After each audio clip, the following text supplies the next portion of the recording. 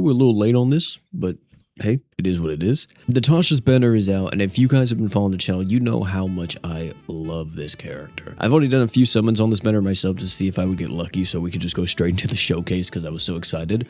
But I did not get lucky, unfortunately. And yeah, man, I'm just so excited to hopefully be able to get this character. I don't think I have this Charlotte either, so if we do get like a Roy animation, or well, I don't know what it is now, like a Mira or something like that, it could be either one of these. So fingers crossed we do get Natasha damn near instantly. But we're gonna try first with just this cheeky old dollar pack before we do anything else. Dollar pack come through for me. Go touch.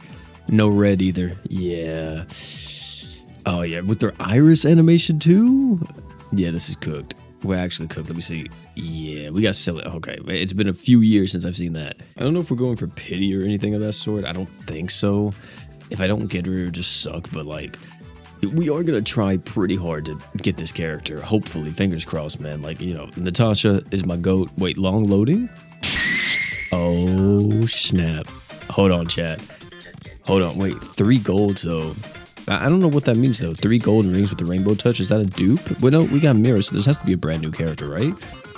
Maybe this is a Charlotte instead of Natasha. I'm trying to just figure out what these animations mean still, because yeah, we only got 1 5-star. I don't even know if I want to skip. Fuck it, I'm skipping. I'm skipping. Oh, let's go. Oh, it was a fake out. I didn't even notice that. Maybe you guys caught it whenever it was going through. Yeah, I did not notice that at all. So before we get into the whole showcase and everything, let me tell you about Natasha herself. I'm pretty sure you guys have seen the street summons and everything, so it's not going to be a complete breakdown, but just an overview of her. In terms of what Natasha is doing, she is known for her damage mitigation and her physical res down hybrid playstyle that she's able to do.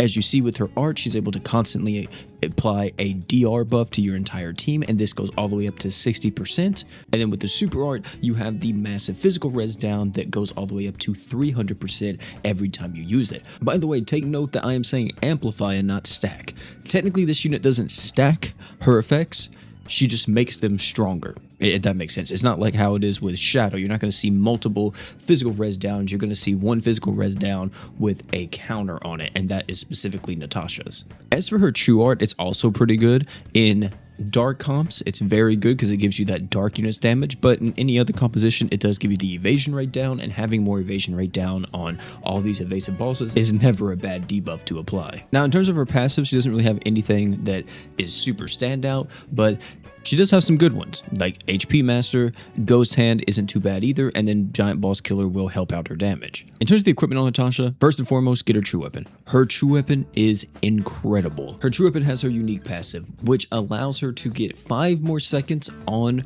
her art and super art durations, while also giving her a bit of art gauge. Never a bad thing, and she's gonna need all those stats, so yeah, make sure you have this on her every time you run Natasha. In terms of the 5-star defense, this really is just whatever you're fighting up against, always switch this out. And then for the 4-star physical, I would highly advise against Grief here. Do not run Grief on this character. She is a unit that wants to be at higher HPs due to her defense ignore passive.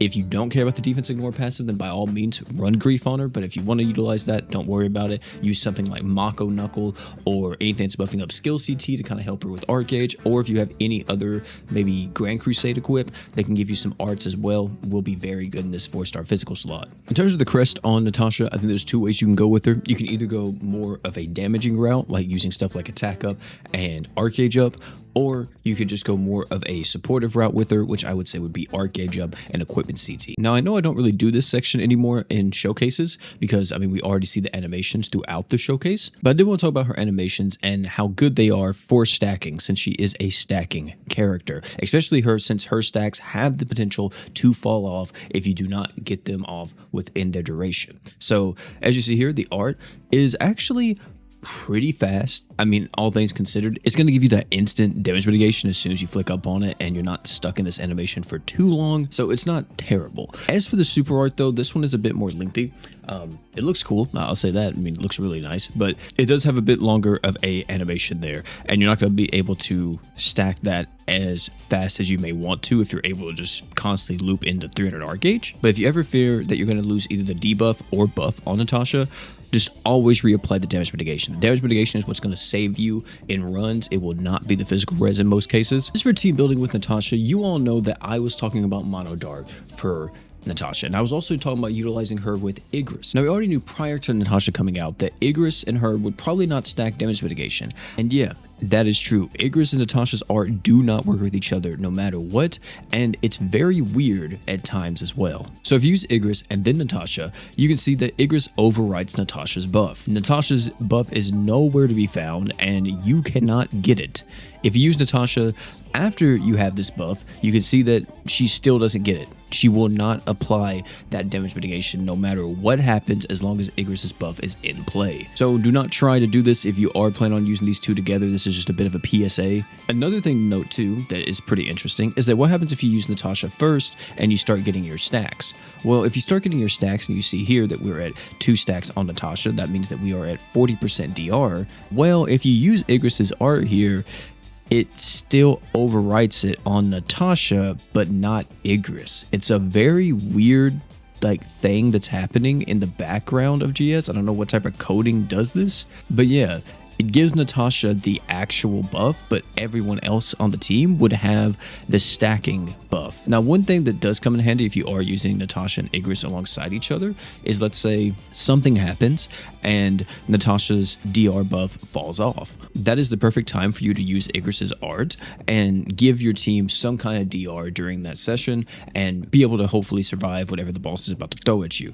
It's better to have some kind of DR than no DR. So even though we have that minor issue there with Igris where their damage mitigation cannot stack, Igris is still a great partner alongside her. You could easily run a team of her, Igris, Shadow, and whoever else you want in that last slot, and that team's going to do really well. However, there are certain units that Natasha works even better with, and these are characters that are your barrier tanks and your healers. If you're able to run her with, I would say, is one of her best duos in the game, Shiro Emiya, you have a team that is extremely defensive right out the gate thanks to these two characters.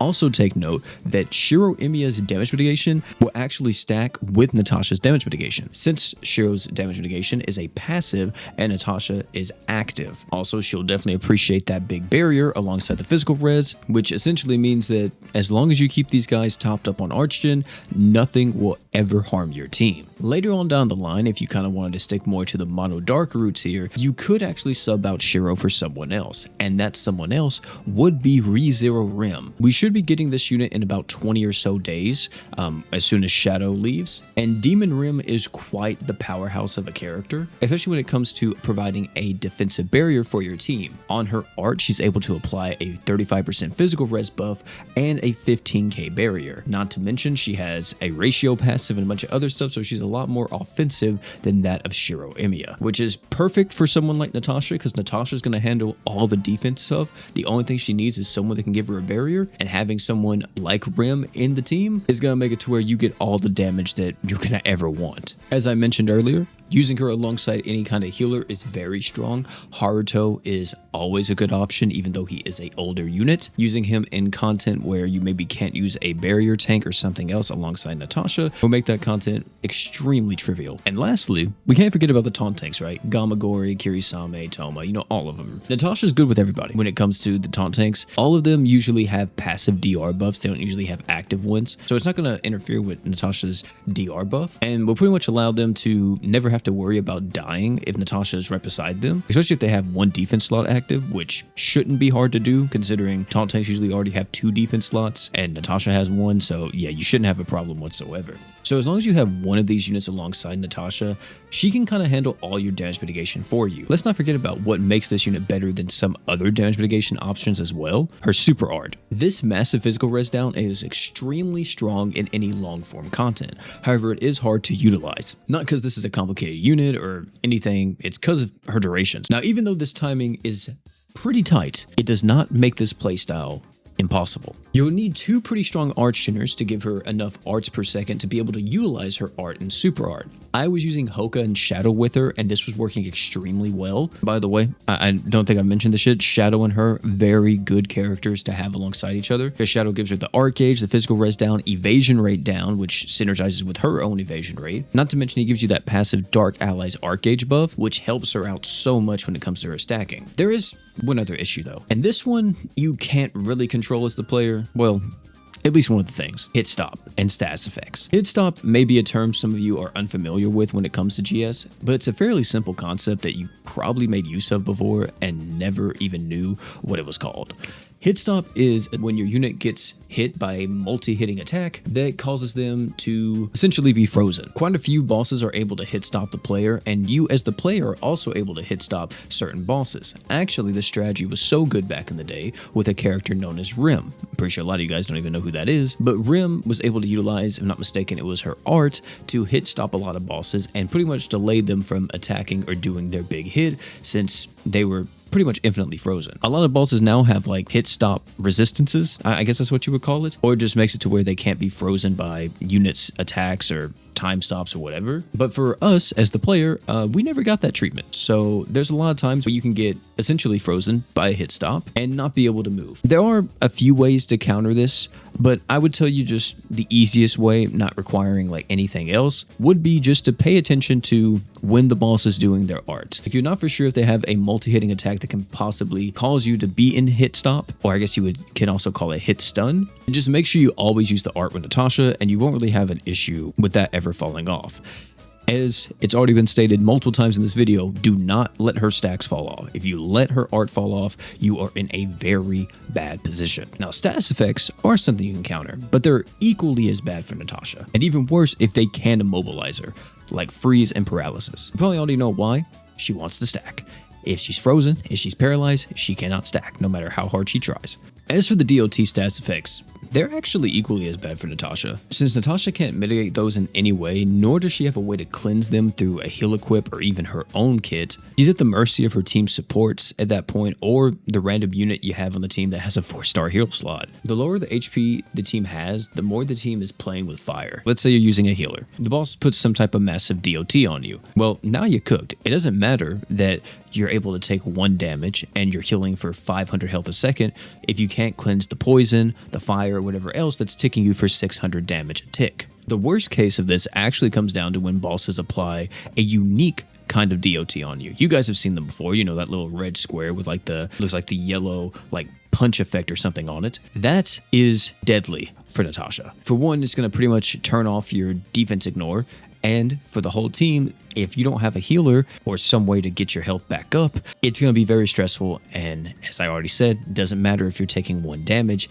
if that DOT is constantly ticking you. So just make sure in situations where they do apply a unique DOT effect or something of that sort, you are either able to cleanse it or you have a healer alongside you to help Natasha, because yeah, as long as you have something like that, you shouldn't have an issue clearing most content. And yeah, that's pretty much all I have to say about Natasha. She is an extremely strong damage mitigator plus physical res debuffer, which is extremely valuable in this day and age. We're in a time where res downs are pretty hard to come by, and she can be an incredible pickup for your account because you may not have anyone else that can do it. Of course, if you have Shadow and stuff, sure, they're great, but you can use Natasha alongside Shadow. Shadow stacks physical res with everybody, and Natasha just supplies a massive amounts of physical res, so all your physical damage dealers are going to appreciate that. I will say I don't believe she's at her full potential at the moment when it comes to Mono Dark. She will be soon though. Once we get Rim, I'm telling you guys, that team is going to cook. I know some people always ask me whenever it comes to showcases, like where would I put them on a tier list or how would I rank this unit, especially if they are a newer character and it's not like a rerun crossover or something. I would say